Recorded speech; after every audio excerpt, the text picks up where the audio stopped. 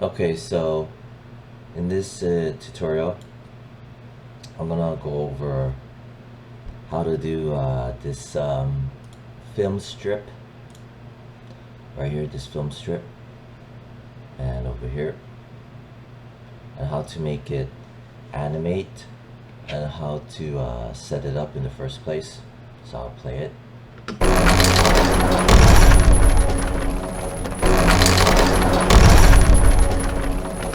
So you could see, like, so here's a film strip, and then there's a logo behind it. Yeah. And just to quickly show, this is it. 1 and 4, kind of like a hot pink colored. And then if I were to click on one of these, to double click, it'll pull up this side tab. This is the main comp. This is the side tab for when I double click this image asset. And you can see here, I'm gonna go over talking about where I made, let me turn on the transparency, toggle transparency. So basically, using masks to cut out these areas, because if these masks are not being applied or not being implemented, this is what it'll look like. See? Because the inside still has the, I don't know what's the right word for the vocabulary of the word. The inside boxes where it has the actual footage, right? There's this overlay, right? It's actual, I think, stock footage, maybe, I'm pretty sure. So I'm going to talk about making the masks for it. I'm going to talk about these processes over here, why I duplicated them, why I parent and linked it, or basically pick whipping it, and things like that. So that's what I'm gonna talk about, setting all of that up, and also probably the animation involved, right? So that's pretty much what the tutorial is gonna be. Alright, so I paused the video for a bit and I opened up a new scene. I'm using Windows Workspace standard layout. I like standard, again, just to review, because my timeline here is extended all the way towards the end, and everything else is just set up like this. I have my project panel here. Oftentimes by default the effects and presets are attached, you know, next to it, next to the project panel. I don't like doing this because it's just confusing. Yeah, actually it's the effects control panel is next to the project. So like I said, I don't like anything there where they're next to each other. So I grab it and I chuck it over here, or like over here, like that. And these are composition, align, I use that a lot. Properties, I use that a lot. Yeah, so that's basically it. So I'm going to first import the assets.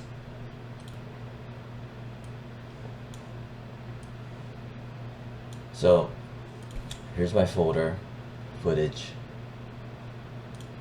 Here's the film strip, analog film strip. As always, I put a little here like Adobe stock to signify that it's a high quality, high value asset from Adobe stock, rather than something free and found on the internet, which is most likely lower quality. Anyway, so I named it film strip style A. There's some other film strips that I found, so I just named it A. I don't name it with a numerical value because it could be imported in as a image sequence, which I don't want. So I just named it like style A. So I'm gonna grab this, chuck it in here, here it is. And then I'm going to make a composition. So this guy down here, create a new composition. I'll name it main comp. 1920 by 1080, 24 frames per second. Blah blah blah. Film rate 24. Duration, I don't know, maybe what, 150 frames. I like to keep it as frames and hit OK. If you're not too sure about having it in frames in the first place, right, you want to go into File, Project Settings, Time Display, Style, set to frames. And that's how you set it to frames, so that when you go through the creating new composition, it automatically shows as frames rather than your standard time code. It's a good review. All of that should be in the After Effects starter guide that I created. It should, pretty sure of it. Anyway, so you got the composition. I'm gonna turn off the toggle transparency, and here's the film strip. If I double click it, we see it temporarily here in this tab, and for the most part it's excellent asset, but like I said, I want to cut out this area, right? It just offers more flexibility rather than have something in here, obviously, So what I'm gonna do is first grab it, and I'm gonna just chuck it into my main comp. I'm gonna go here, I'm gonna close this tab, the preview tab for that asset, the film strip, back into the main comp. Alright, as you can see, it's massive, which is good quality. I'm gonna press S for scale, and I'm just gonna shrink it down, and I'm gonna hide the black background, the temporary one, clicking on the transparency toggle,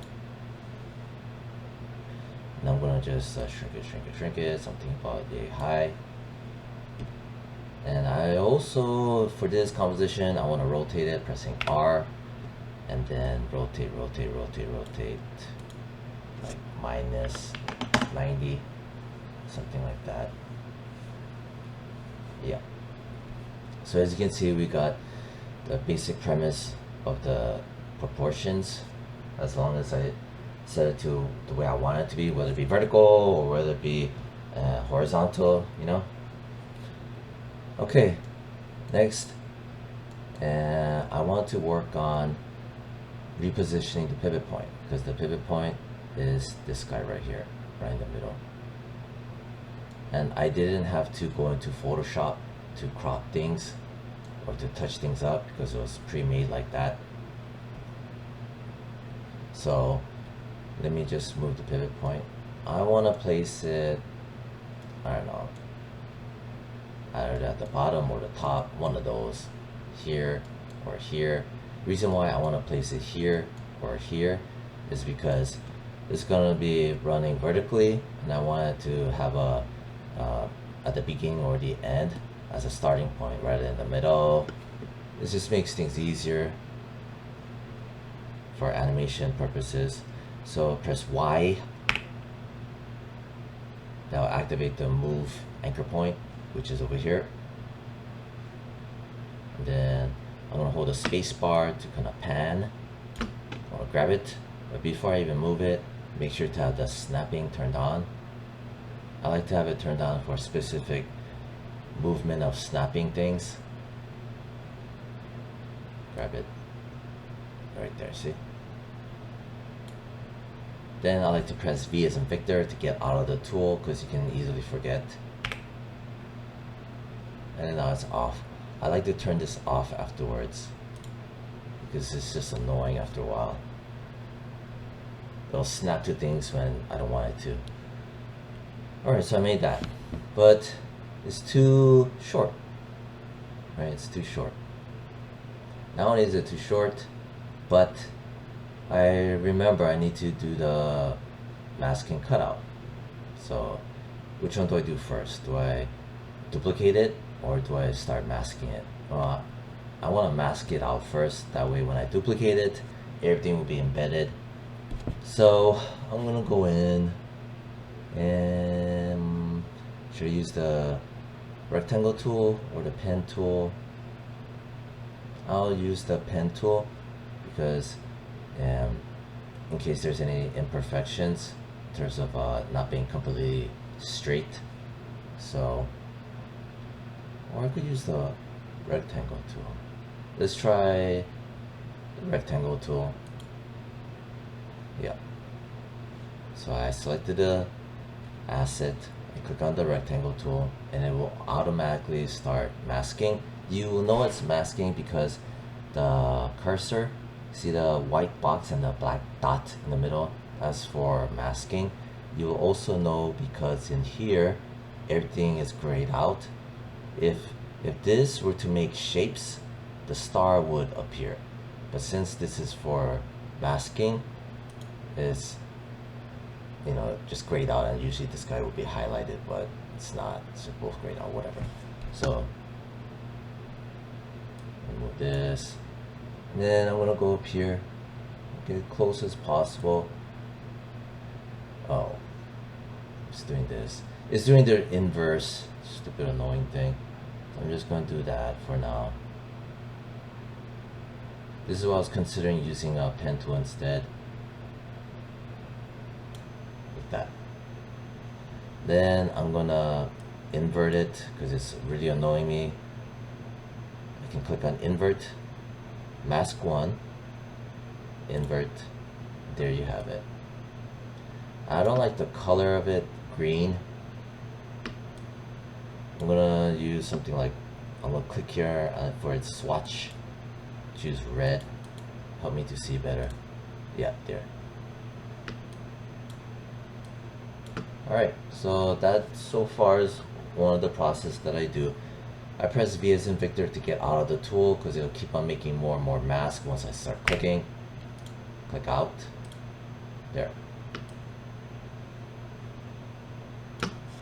If for, you know, specific reasons there will be, if I select the mask and if the wires for it is distracting, you can always turn this off. Toggle mask visibility so you kind of see better. See, I don't like this thing right here. I like to hold the middle mouse to help me pan as well. Sometimes the middle mouse, sometimes the space bar. It's getting too tight.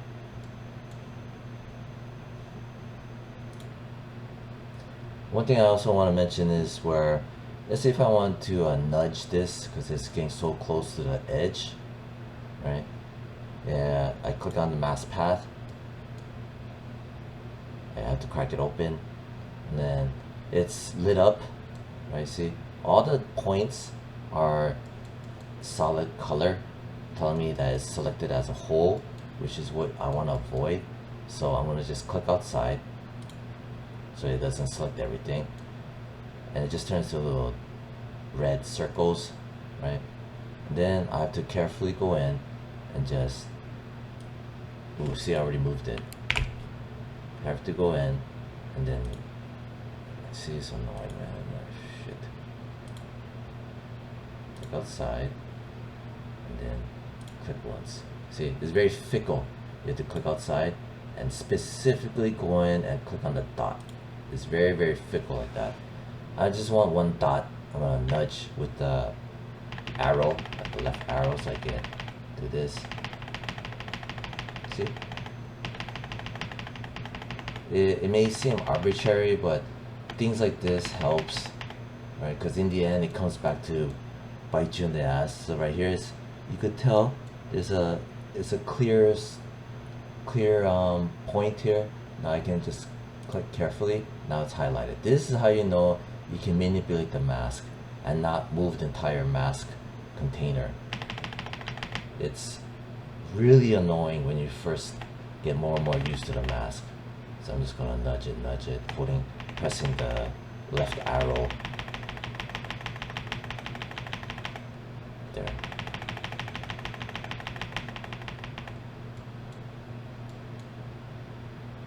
Click on that carefully.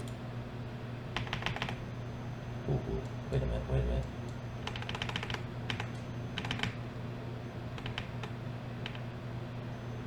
I'm gonna hold shift. I'm gonna click on the red dot and then hold shift. So again, you click on the red dot, then hold shift, then carefully move it over. I repeat, you have to left click on the dot and then hold shift and then move to make straight movements. Again, that's another fickle thing about manipulating the mask. Alright, so I'm happy with this. Alright, cool. So that's how you set that up. And it's now the mask is embedded. It will follow the footage wherever you go.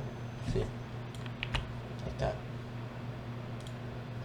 Alright, so that's already what, 16 minutes. I'm gonna end it soon, right? But whoever is watching, right?